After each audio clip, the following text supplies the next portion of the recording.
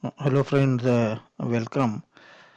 Today, I'm going to share my thoughts and also my experience regarding astrological remedies, where you recommend some kind of a gemstone or a totka or some kind of a mantra for your client, especially when the client is going through a rough phase in his or her life. Every person will go through some kind of a bad period, and where he or she might undergo a lot of anxiety, depression, and a sense of helplessness. And sometimes they would feel that things are against them, and luck is not favoring them, despite their efforts.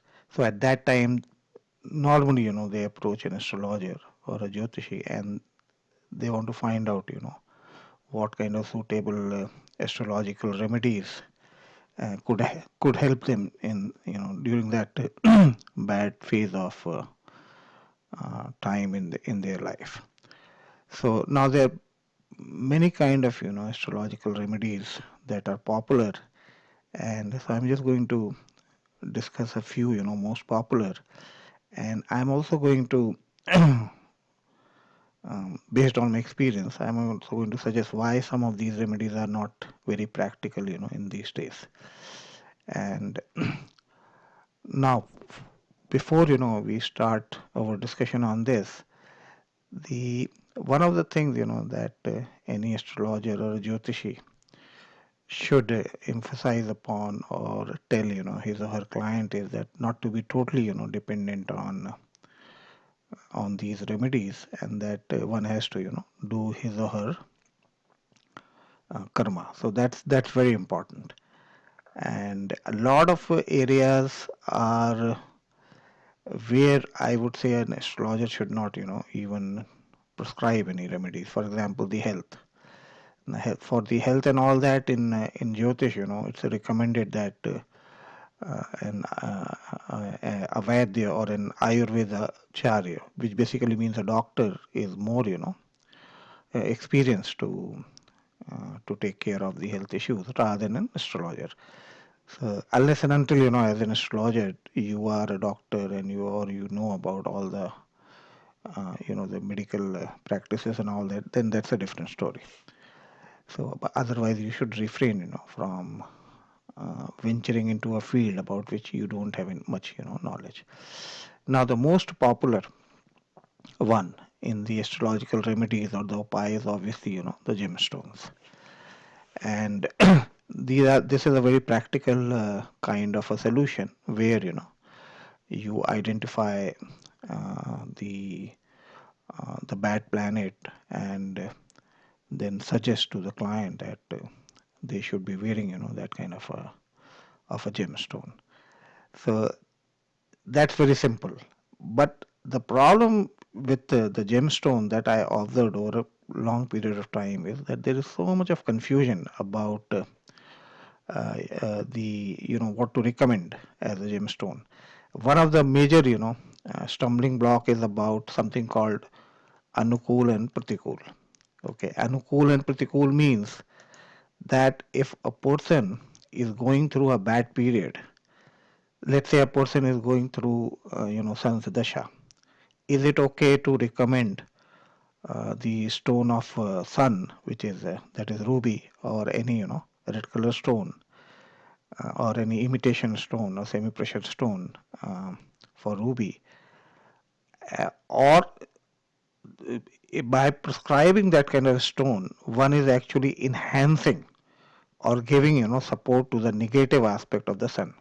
Let's assume that somebody has a high blood pressure, and and now if somebody is recommending that patient to consume more salt, so that's obviously not the right way to recommend a remedy. So if somebody is going through a bad sandasha, then recommending a ruby is like recommending the patient to eat more salt. Is it like this?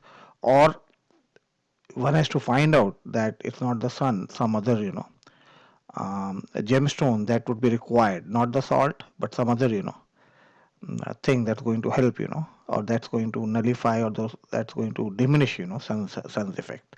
So this whole Anukul and Pratikul, I don't know where, all these things have come from, and I don't find this in the our old, classic text, and but this one of the popular,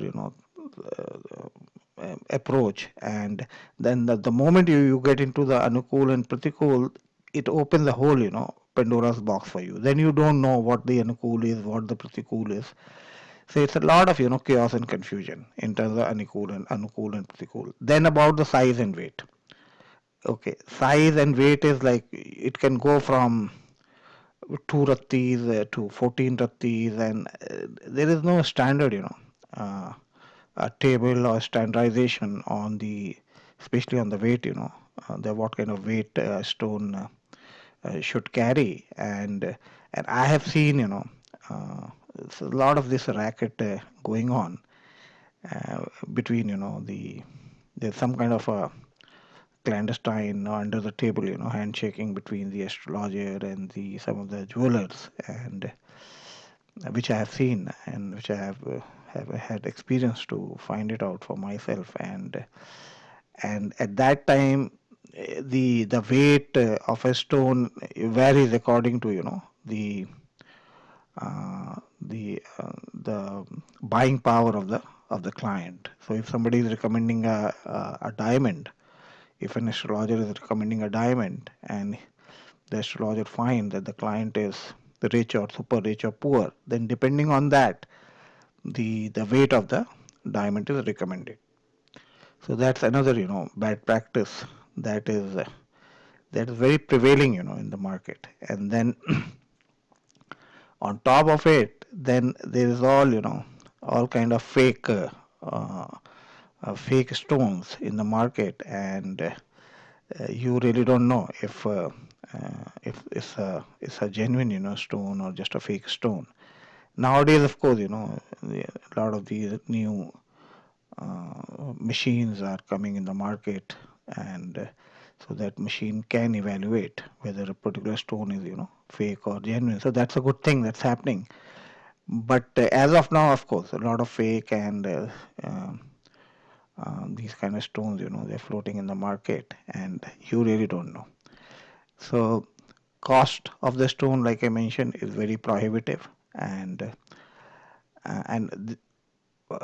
I when I have to recommend a stone, my emphasis is always, on two things. One is that what Krishnamurti has mentioned, that how to, analyze a stone, which is by looking at the significator of the 11th house, in a horoscope, because the 11th house in the horoscope is the house of desire. And most of the time, 90% of the time, if a person, approaches you, and there is some kind of unfulfilled, desire, some kind of a need in his or her life, and that need to be fulfilled. So we, in that case, then we have to look at, the 11th house, which is the house of the desire, and then based on that, then we have to recommend, a stone. Now Krishnamurti has given a process of how to know it for sure that a particular planet is going to prove, beneficial for a horoscope or not. Now that process, takes a little bit of time. It's not that uh, that somebody comes in, you look at a horoscope, and then you can be sure. You have to work, closely with the client, and you have to ask the client to keep a log of the movement of moon. So that makes it a little, impractical way of recommending a stone. But I have done, this experiment, what Krishnamurti has suggested, and it comes out to be very, very good. This is one of the very good, effective, way to recommend a stone. In fact, I have one video, that I uploaded, where I have laid down the process what Krishnamurti has recommended. So that you might want to look at that video. Now, another thing about the stone is that I believe that it's not the stone; it's actually, the color, the light, that is reflected by the stone. that is the mysterious part of the astrological remedy while recommending a gemstone. And I do believe that this the whole the color thing has a very close connection with the chakras, you know the chakras of the kundalini system or the yogic nervous system. So from the Mooladhara to Sahasrara, these all these chakras, they have a particular color, and they have an association with a planet. So usually when I recommend a stone, it could be a semi-precious stone as well, and at that time I do recommend the client to focus on one of these chakras, and but it again makes a process a little bit of impractical, because sometimes the client is not in the same physical location where you are, and then you can't teach many things virtually. So that is what my impression and experience and comments are about recommending the gemstone. Now, one of the apart from the gemstone, the wearing of the metal, and this was made popular by Yogananji in his book, the autobiography of a yogi, and where Yogananji's guru Yukteswaranji suggested him to wear an astrological bangle that was made of silver, copper, and I guess one more metal. So now metal are not very costly compared to the gemstone, but I guess this these whole astrological bangles were suggested to Yogananji for a spiritual practice. And on top of it, the wearing these bangles, you see the Yogananji wearing these bangles.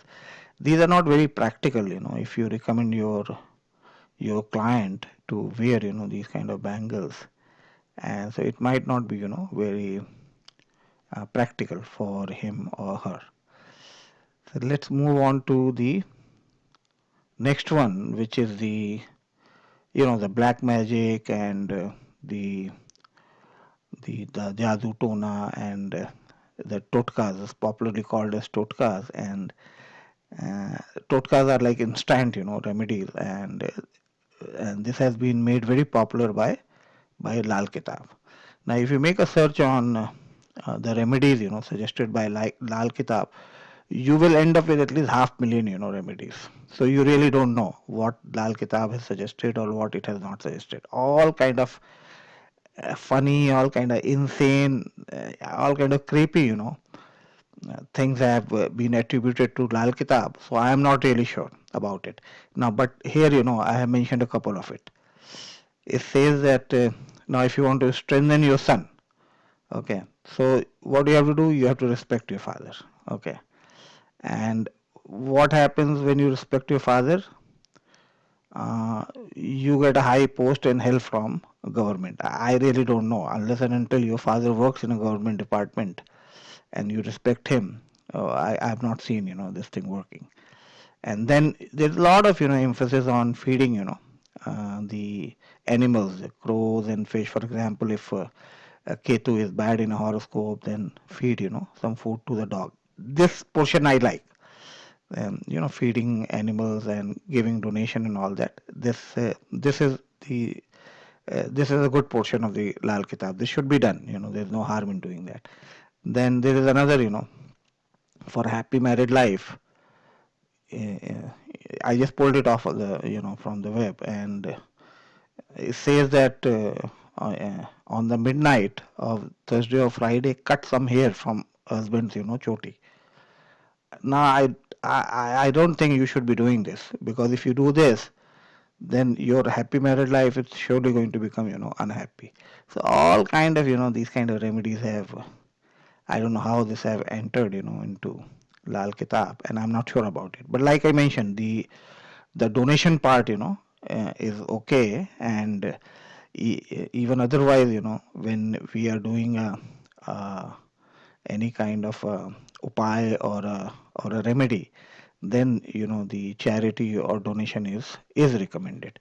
So donation part, feeding to the animals and all that, that's a nice gesture to do. Other remedies, I'm not really sure about the Lal Kitab, but I do suggest the donation part, because I think that becomes a part of the karmic charity. I'm going to do a video on how karmic charity is a extremely effective remedy. So that is for the uh, remedies of Totka and Lal Kitab and all that. So let's move on to the next one.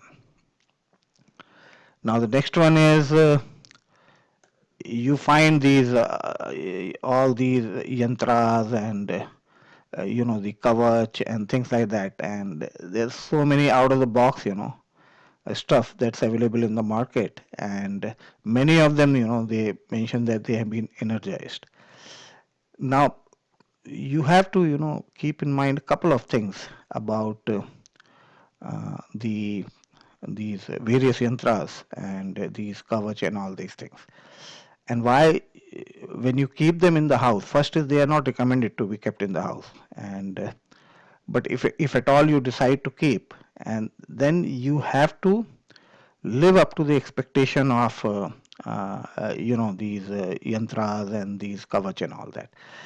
In our astrology, in Hindu astrology, all these the navagrah, you know, they have been personified. Okay, and so they are seen as a deity. And so when you install, let's say you install the Surya Yantra, okay, so then you have to do something called a prana pratishtha, which is a consecration, and which basically means you invoke the sun god. And now if you have kept that yantra in the home, and then that yantra is connected to the energy of the sun god. So this is as much as you have to imagine that as if you have invited a guest in your home. Now sun has become a the Lord Sun has become a guest in your home. That is what pran pratishtha is, or that is what is meant by energizing anything. So when you energize anything, or when you keep a yantra and you do a pran pratishtha, or if somebody has done a pran pratishtha and given it to you, then you now have a guest. It's an invisible guest, but now it is living in your house, and there is a certain discipline now you have to follow. If suppose if I come to your home as a guest and start living in your home, then you have to attend to me. You have to get up in the morning, you have to ensure that my room is cleaned, you have to ensure that the food that I like is served, and that too on time. So all these obligations are there on your head, and if you don't do it, then as a guest what I'm going to do, I'm going to abandon your home. So this is one of the things, many people who are just peddling, these stuff, they would not tell you. But I'm telling you that, you have to be little, cautious about keeping, these yantras and all that in the home. And with the modern, lifestyle, sometimes, you are traveling and there is nobody, in the home, and you have all these, you have invited, all these deities in the home, and nobody is there to attend to, uh, these deities. It often converts into what is called as a dev dosh. You might have heard about the dev dosh. Nobody have told you about what the dev dosh is, but this is how one of the dev dosh is formed. That you have invited a dev in your home, and now you are not attending to the devta. So you have to be a little cautious about these things. If you can do it, then it is fine. Otherwise, most of the time we have all these yantras, temples for the yantras, and there is a reason why they were temples for the yantras. And even if you look at South Indian temple, they have all these navgraha installed over there, because there is a caretaker who follows the discipline that is required to entertain these divine guests. So that is for the yantra and the kavach. So let's move on to the next one. Then next is the puja part and visiting temples and all that. Now, if somebody is going through some bad phase, then it is recommended to either go and visit certain temples or ask the priest to perform the puja. Now there were all these temples, the Navgraha temples that were built in South India, and this was a very huge, great experiment, and where each of these planet had a temple dedicated to it, and so one could go and visit these particular temple and find some kind of a remedy over there. You have to look at it like kind of a specialization in medicine. For example, if somebody has a heart disease, then he or she would go and visit a heart specialist. And if somebody has a brain disease, then he or she might go and visit a neurologist. So similarly, these were all specialized, temples for one for the each planet. So people would go and there were priests and caretakers who knew the whole process and all that. And but I think when you go, then you have to devote some time. It's not just if you just go for a darshan, that's not going to help. It's like if you go to a doctor and if you just visit the doctor for a darshan, that's just for the heck of seeing a doctor. It's not going to help. The doctor has to work with you closely, and so it takes a little bit of time. So I guess now nobody has time, so it becomes a little impractical. And on top of it, the lot of temple traditions uh, have become very bad over a period of time. And my own experience visiting, I haven't visited any of these temples, but my experience of visiting some other famous temples in the south or even in the north India has not been very good. And a lot of money, um, commercialization and those kind of stuff going on. And and I believe that when a temple is constructed and pran pratishtha is done, then the presiding deity of that temple uh, remains in the temple so long the temple has a or temple lives up to its discipline. The temple priest lives up to it's what is required for him or her to do. So I really don't know how many priests they follow these things. I remember a couple of stories. One is from Raman Maharshi. He has mentioned that when he used to go and visit a temple, and in some of the temples he would have oceans of bliss and bliss and bliss engulfing him.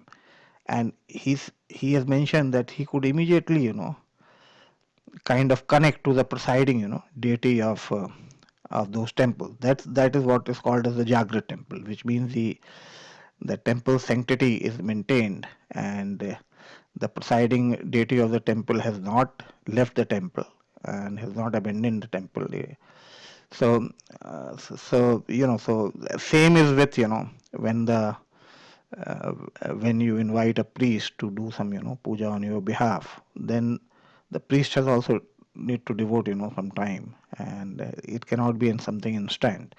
So I don't know how many priests they have some time and to invest. And so puja and all these part and temples is, I mean, if you know some good priest and if you have confidence on some of these temples and you feel that they still maintain their sanctity, then you can go and visit these temples. And any temple would not do. I mean, if you are going through um, some bad period, and then the temple related to that particular planet that is not need to be visited, where you can go through the remedies or the upaya. Then finally let's come to the guru and the mantra. So uh, I was watching one video and I about a month ago, and I forgot to bookmark this. And but I was trying to recollect a very interesting video about a person who approaches, one some yogi, and the question is that please tell how the Ram mantra is effective in fulfilling the wishes. Now this yogi is lying down casually, on a couch, and this person, I'm just trying to recollect from that video, and this person goes and obviously he knows, that yogi, and he puts forth, this question. Please tell how the Ram mantra is effective in fulfilling the wishes, and that the person is also explaining that there are a lot of people who go through the bad period due to planetary dasha, bad dasha, planetary aspect, things like that. So how this mantra can fulfill the wishes. Now there are two answers. One of the answer was given by the guru, but usually there are two answers. One answer is that Ram mantra has such power that it removes all obstacles, black magic, and grants and fulfills all wishes. This is the usual stereotype answer that you will hear. Okay, that Ram mantra has the power to remove all kind of obstacles. Usually you hear this, you read this, but not in that video. In that video, that yogi says the Ram mantra helps understand seeker that all desires are phantom like Maya. This very realization sets him free from all desires. Now that this is something unusual answer, and I want you to read these both the answer, and there is a fundamental difference between these two answers. In one case, there is an assurance that the grants will be fulfilled, and the wishes will be fulfilled, and in second case there is an assertion that the all the desires and grants and all they're just part of Maya. They don't exist. They are phantom. So this the very realization will set him free from all desires. Okay. This particular answer will come to you from what is called as a Gyani, as a enlightened, master, a Sadguru. Sadguru is not going to fulfill, your desire, and Sadguru is going to take you to a place where you can see that all desires are phantom and imaginary, and so that is what is the true goal of all the Hindu tradition. And so Sadhguru is going to give you this answer, and but this is a pretty much stereotype answer.